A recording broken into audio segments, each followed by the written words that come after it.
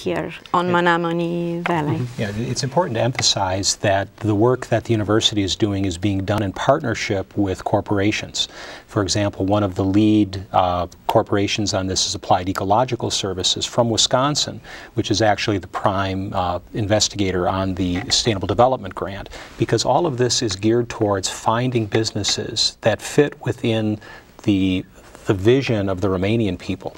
Many of the projects and development that have failed, as you know, have been projects where people come in from the outside and say, this is what we want to do, and try to force the culture into it. Instead, we have cultural anthropologists, Tracy Hetherington, the local Romanian people working on how do you build an economy from literally the culture and the ground up, using that as the template upon which the economy develops. The slogan, you don't do development to people, you do development with people. Yes. But I think that's oftentimes easier said than done, and sort of what you're talking about, Professor Tofan, is in some ways it sounds like leveling the playing field, if you will, between international actors, whether they're universities or businesses, which have, I suppose, a lot more power in financing than a local village that's been isolated in Romania. So how are you able to do that? Yes, we want to be in accordance with the strategies developed by the county council of that area.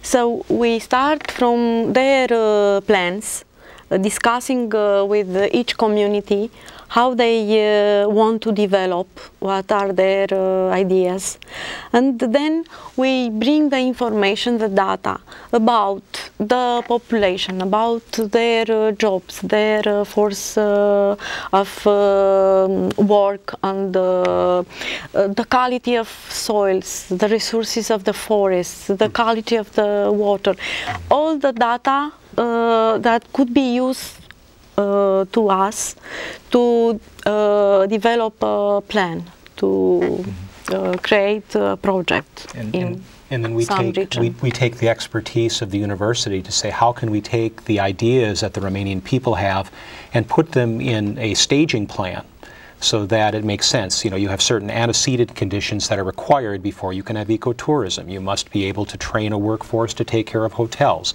transportation infrastructure, waste infrastructure. But at the same time, you have to be able to have jobs for the people who are there now, or they will leave. And putting that all together in an analysis that allows for the money to be spent in prioritizing projects.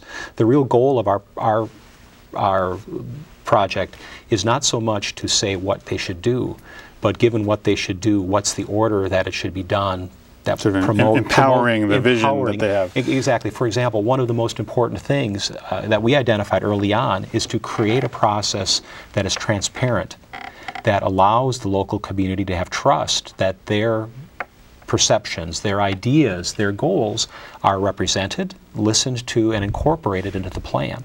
So one of the first parts of our project is to implement and develop the actual infrastructure that allows for projects to be recruited, developed, and implemented in an open way to really circumvent the corruption that is one of the unfortunate legacies of communism. And what has been the response you're getting from both, say, the private sector companies who are at the one end of making these investments and bringing these resources in, and at the other end, the communities themselves? I mean, so they've been consulted and you're working with them, but where do they stand in this process now? Are they still active participants in it? Are they, what's their reaction so far to the way the plan has rolled out?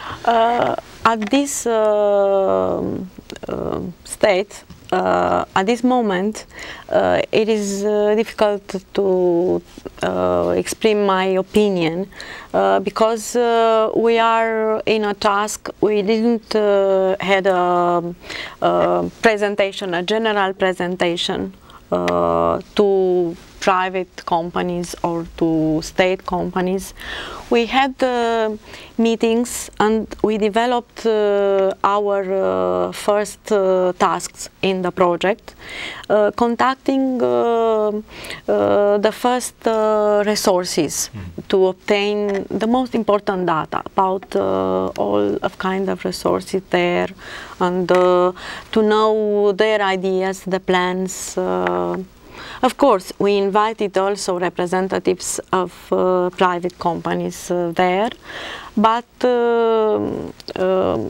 they just have been announced about our project.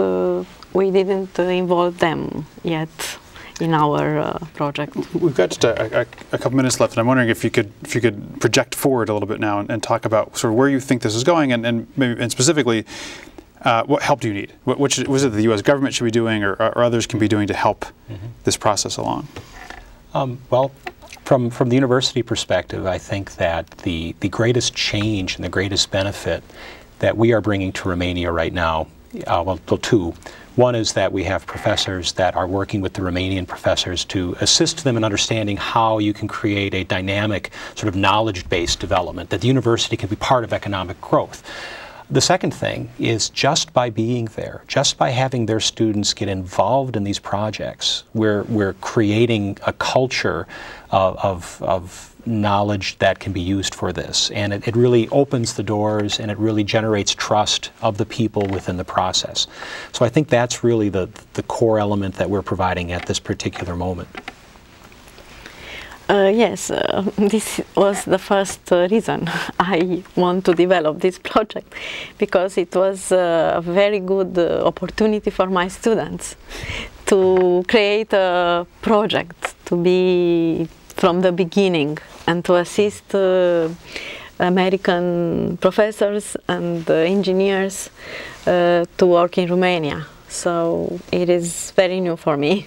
And I think with respect to the governmental role, I think that the U.S. government is doing they're doing some correct things in Romania. They're funding projects like we're doing to say we want the United States companies to develop profitable relationships with the Romanian people. Well, before we're at our time, and I want to maybe extract a promise from you to come back and give her another report on this work as you progress along.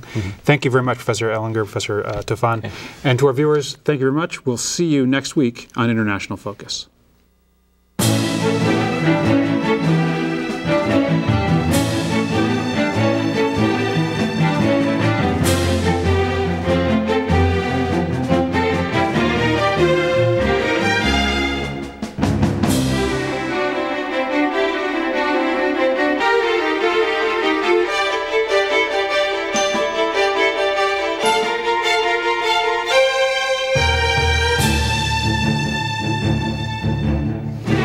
For information about the Institute of World Affairs and its many programs, or to become a member of the Institute, call 414-229-3220 or visit us at our website.